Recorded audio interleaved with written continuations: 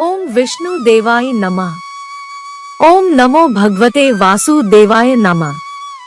दोस्तों, कार्तिक मास का अध्याय 2।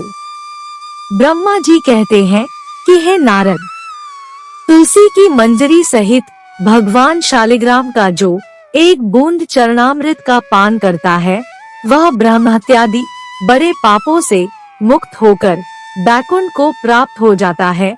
जो भगवान शालिग्राम की मूर्ति के आगे अपने पितरों का श्राद्ध करता है, उसके पितरों को बैकुंठ प्राप्ति होती है। जो भगवान शालिग्राम की मूर्ति दान करता है, उसको समस्त पृथ्वी के दान का फल मिलता है, परंतु शालिग्राम की मूर्ति बेचनी नहीं चाहिए। विष्णु जी का पूजन शंख के जल से और शिव का बिल्व पत्रों से, सूर्य का तुलसी से, गणेश जी का धतूरे के पुष्पों से तथा विष्णु जी का केतकी के पुष्पों से, शिव का कनेर कमल को छोड़कर किसी लाल पुष्प से पूजन नहीं करना चाहिए। जो श्री विष्णु जी का पूजन कमल के पुष्पों, लक्ष्मी जी का मालती और चंपा के पुष्पों से करता है, वह भगवान की परम पद को प्राप्त हो जाता है। और जो भगवान की अति प्रिय तुलसी से पूजा करता है, उसकी महिमा कोई भी नहीं कह सकता। वह कभी माता के गर्भ में नहीं आता। तुलसी माला धारण किए मंजूरी युक्त जिसकी मृत्यु हो जाए, वह सीधा बिना किसी बाधा के बैकुंठ धाम को जाता है। तुलसी की छाया में पितरों का श्राद्ध करने से पितरों की अक्षय तृप्ति होती है। तुलसी का सिंचन गंगा, यमुना तथा नर्मदा के स्नान के तुल्य हो जाता है।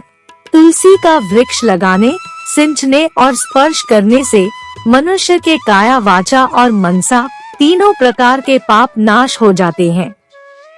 जो मनुष्य आंवले के पत्ते और फूलों से भगवान का पूजन करता है तथा आंवले के वृक्ष के नीचे बैठकर भगवान का पूजन है, उसको सोने के फल और पुष्पों का फल प्राप्त होता है।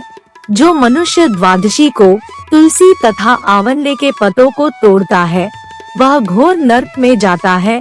जो मनुष्य कार्तिक मास में आंवले के फल, तुलसी और गोपी चंदन की माला धारण करता है, वह जीवन मुक्त हो जाता है।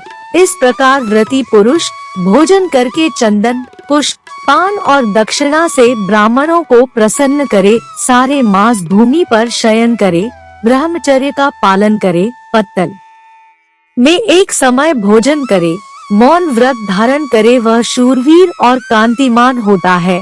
जो एक समय भोजन करता है, वह भी आंवले बैठकर उसके 1 वर्ष के पाप नष्ट हो जाते हैं।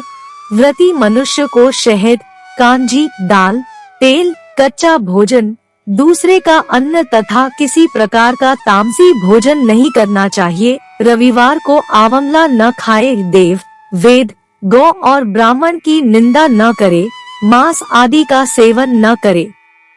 अब इस प्रकार के मांस कहते हैं मिट्टी से उत्पन्न हुए नामक, मसूर, बासी भोजन, तांबे के पात्र में डाला हुआ दूध आदि केवल अपने लिए ही पकाया हुआ भोजन नहीं खाना चाहिए। रजस्वला स्त्री, मलेच्छ, पतित, पाखंडी आदि से वार्तालाप नहीं करना चाहिए। इस तिथियों में इन एक एक चीजों का भोजन नहीं करना चाहिए। एकम को पेठा, दूज को बैगन, 30 को पृथ्वी का फूल, चौथ को मूली, पंचम को बेलफल, छठ को कलिंदा, सप्तमी को आंवला, अष्टमी को नारियल, नवमी को जंगली घिया, दशमी को परमल, एकादशी को बेर, द्वादशी को मसूर, त्रयोदशी को पान, चतुर्दशी अथवा अमावस्या और पूर्णमासी को नारी को साग नहीं खाना चाहिए। कार्तिक मास महात्म्य कथा अध्याय 2। भगवान श्री कृष्ण आगे बोले, हे प्रिय, जब गुणवती को राक्षस द्वारा अपने पति एवं पिता के मारे जाने का समाचार मिला तो वह विलाप करने लगी। हाँ नाथ, हाँ पिता, मुझको त्याग कर तुम कहाँ चले गए? मैं अकेली स्त्री तुम्हारे बिना अब क्या करूं? अब मेरे भोजन, वस्त्र आदि की व्यवस्था कौन करेगा? घर में प्रेम पूर्वक मेरा पालन पोषण कौन करेगा? मैं कुछ भी नहीं कर सकती, मुझ विधवा की कौन रक्षा करेगा, मैं कहाँ जाऊँ? मेरे पास तो अब कोई ठिकाना भी नहीं रहा।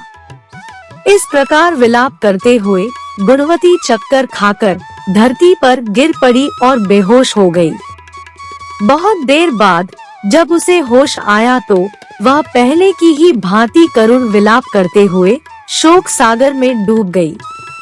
कुछ समय के पश्चात जब वह संभली तो उसे ध्यान आया कि पिता और पति की मृत्यु के बाद मुझे उनकी क्रिया करनी चाहिए, जिससे उनकी गति हो सके। इसलिए उसने अपने घर का सारा सामान बेच दिया और उससे प्राप्त धन से उसने अपने पिता एवं पति का श्राद्ध आदि कर्म किया। तत्पश्चात वह उसी नगर में रहते हुए 8 पहर भगवान विष्णु की भक्ति करने लगी। उसने मृत्यु पर्यंत तक नियम पूर्वक सभी एकादशियों का व्रत और कार्तिक महीने में उपवास एवं व्रत किए। हे प्रिय, एकादशी और कार्तिक व्रत मुझे बहुत ही प्रिय है।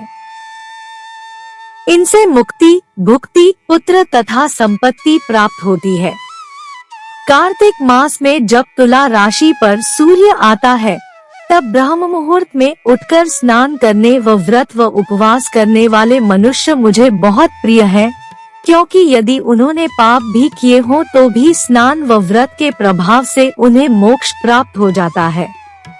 कार्तिक में स्नान, जागरण, दीपदान तथा तुलसी के पौधे की रक्षा करने वाले मनुष्य साक्षात भगवान विष्णु के समान है। कार्तिक मास में मंदिर में झाड़ू लगाने वाले, स्वस्तिक बनाने वाले तथा भगवान विष्णु की पूजा करने वाले मनुष्य जन्म मरण के चक्कर से छुटकारा पा जाते हैं। यह सुनकर गुणवती भी प्रतिवर्ष श्रद्धा पूर्वक कार्तिक का व्रत और भगवान विष्णु की पूजा करने लगी।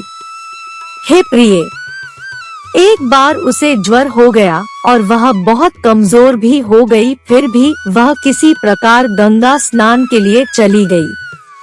गंगा तक तो वह पहुंच गई, परंतु शीत के कारण वह बुरी तरह से कांप रही थी।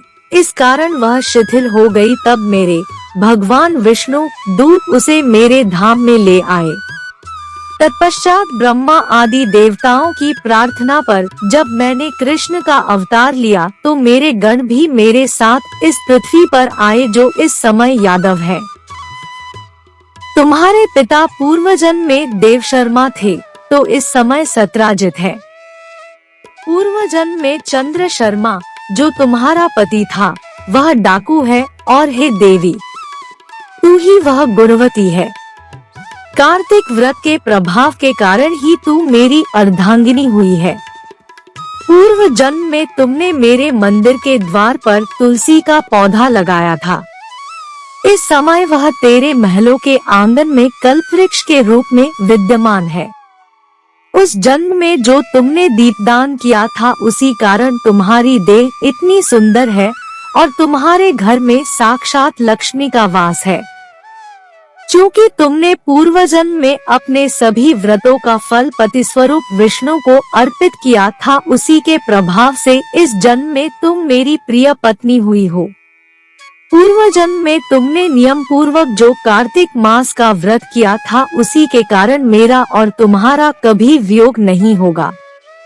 इस प्रकार कार्तिक मास में व्रत आदि करने वाले मनुष्य मुझे तुम्हारे समान प्रिय है। दूसरे जप तप, यज्ञ, दान आदि करने से प्राप्त फल कार्तिक मास में किए गए व्रत के फल से बहुत थोड़ा होता है, अर्थात कार्तिक मास के व्रतों का 16वां भाग भी नहीं होता है।